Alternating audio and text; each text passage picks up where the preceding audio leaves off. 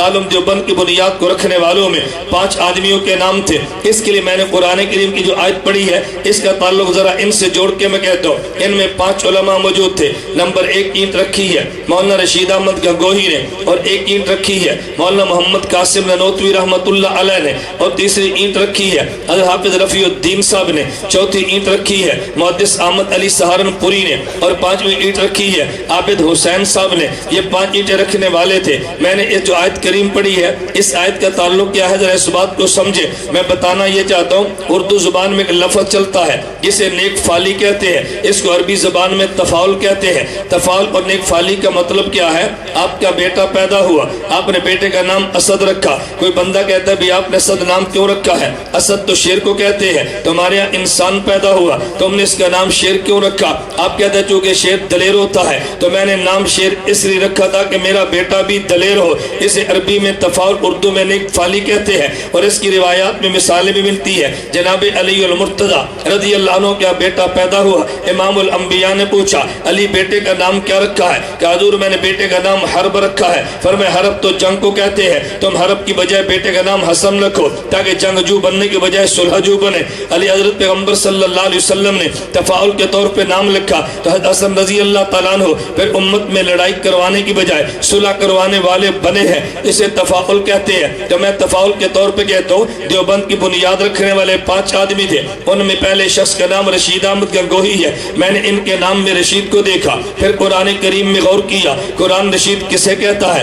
تو مجھے واقعہ ملا. حضرت لوط علیہ السلام کے اوپر کے پاس قوم تھی. لوط علیہ السلام نے ان کو دعوت دی ہے, لیکن جب لوط علیہ السلام کی قوم اپنے جرائم سے باز نہیں آئی, توجہ رکھنا ایک وقت وہ آیا, میں پورا واقعہ عرض نہیں کرتا. لوط علیہ السلام کی قوم نے ضد کیا. حضرت لوط علیہ السلام نے اپنے علاقے کو چھوڑنے کا فیصلہ کر لیا اور چھوٹے کی جملہ فرمانے لگے علیس منکم رجل الرشید, کیا تم میں کوئی رشید موجود نہیں ہے؟ کیا مطلب؟ رشید اسے کہتے ہیں کہ جو فتنوں کے دروازوں کو بند کر دے. لوط علیہ السلام فرمانے لگے کیا تم میں کوئی سمجھدار آدمی نہیں ہے جو آج میری بات کو سمجھ لیتا؟ تو قرآن سے پتہ چلتا ہے کہ رشید اسے کہتے ہیں کہ جو فتنوں کے دروازے بند کرے. تو دیوبند کی پہلی اینٹ رشید احمد گنگوہی نے رکھی ہے جس نے فتنوں کے دروازے بند کیے ہیں. میں نے دوسرے بندے کو دیکھا تو نام قاسم ننوتوی ہے. میں نے دیکھا کہ قاسم کو نیک فال میں کیا لو. صحیح بخاری مجھے حدیث ملی ہے, نبی کریم صلی اللہ علیہ وسلم نے فرمایا انما انا قاسم واللہ یؤتی, اللہ عطا فرمانے والے ہیں اور میں محمد تقسیم کرنے والا ہوں.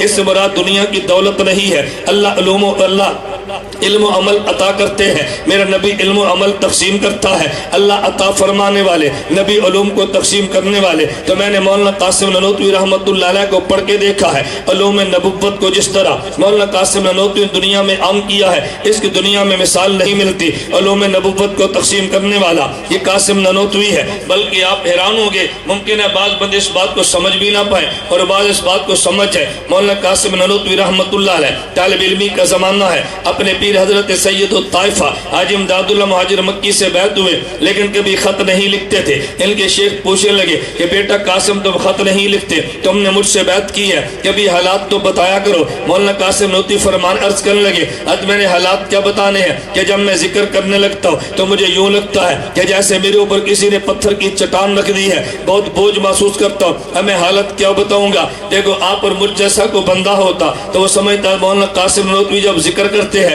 تو اوپر چٹان پتھر کی آجات محسوس ہوتی ہے. اس کا مطلب یہ کہ دل کا پاک نہیں ہے. سید الطائفہ حاجی امداد اللہ مہاجر مکی فرمان لگے, فرمایا کہ تمہیں مبارک ہو, یہ حالت تو بڑی مبارک ہے. فرمایا کیا مطلب؟ فرمایا پتہ یہ چلتا ہے کہ فیضان نبوت تمہارے قلب پہ آ رہا ہے. اس بات کو سمجھے نہیں ہے. فرمایا جب نبی پر وحی آتی تھی تو نبی پہ بوجھ پڑ جاتا تھا. جب حضور پہ وحی آتی, سردیوں کے موسم میں پیغمبر کی پیشانی پہ پسینہ آیا. جب حضور پہ وحی آ جاتی اونٹ پہ سوار ہوتے اونٹ بیٹھ جاتا. پیغمبر پہ وحی آتی, حضور کسی کی ران میں سر رکھ کے لیٹے ہوتے تو یوں لگتا جیسے ران ٹوٹنے لگی ہے. تو جب پیغمبر پہ وحی آتی تو بوجھ محسوس ہوتا. جب تم ذکر کرتے ہو تمہیں بوجھ بھی محسوس ہوتا ہے. تو پتہ چلتا علوم نبوت کے فیض تمہارے قلب پہ آ رہا. اب یہ تعبیر کون بتا سکتا ہے؟ عام بندے کے بس میں تو نہیں ہے. حاجی امداد اللہ مہاجر مکی رحمۃ اللہ علیہ بہت بڑے آدمی تھے, لیکن لوگوں نے سمجھا نہیں ہے. ان پہ الزامات لگے ان کی عبارات نہ سمجھنے کی وجہ سے. اگر عبارات کو سمجھ لیتے, کبھی الزام नाम हाजी इमदादुल्लाह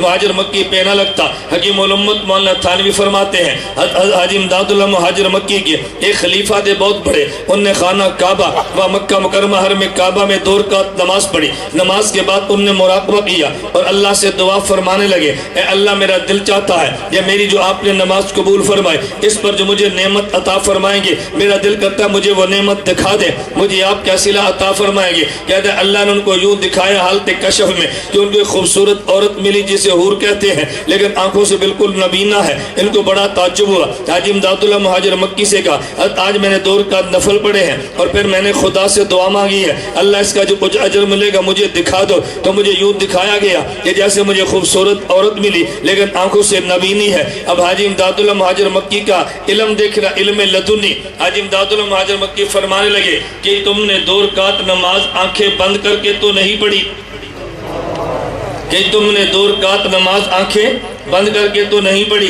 कहा जी मैंने 2 रकात नमाज आंखें बंद करके पढ़ी है। तवज्जो रखना, फरमाया आंखें बंद करके नमाज क्यों पढ़ी है? उनने कहा जी ख्यालात बहुत आते थे, वसवसे बहुत आते थे, तो मैंने मुनासिब समझा आंखें बंद करूं ताकि ख्यालात ना आए। देवबंदियत के पीर का जवाब सुनना। हाजी इमदादुल्लाह मुहाजिर मक्की फरमाने लगे कि बेटा ये बात को समझो, वो नमाज जो ख्यालात वाली हो लेकिन सुन्नत के मुताबिक हो, उन नमाज से बेहतर है कि जो ख्यालात वाली न हो मगर खिलाफ सुन्नत हो।